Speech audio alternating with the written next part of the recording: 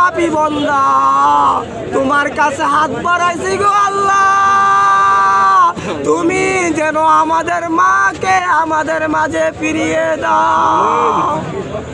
আয় আল্লাহ, যে নেত্রী আজকে হসপিটালে অসুস্থ ভুগতেছে গো আল্লাহ, 16-17 বছর কোন সুখের ছায়া দেখে নাই গো আল্লাহ। একমাত্র স্মার্ট সিটি বসুন্ধরা, আধুনিকতায় এক ধাপ এগিয়ে। আল্লাহ, স্বাধীন বলতে সুখ বলতে কিছু পায় নাই, 3 বারের প্রধানমন্ত্রী হয়েও সেই নির্যাতনের নির্যাতিত বুক করেছে গো আল্লাহ।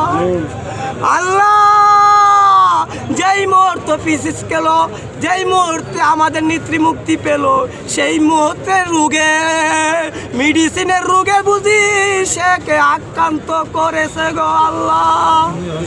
আল্লাহ, তুমি বিনে কেউ নাই, তুমি সর্বশক্তিমান গো আল্লাহ।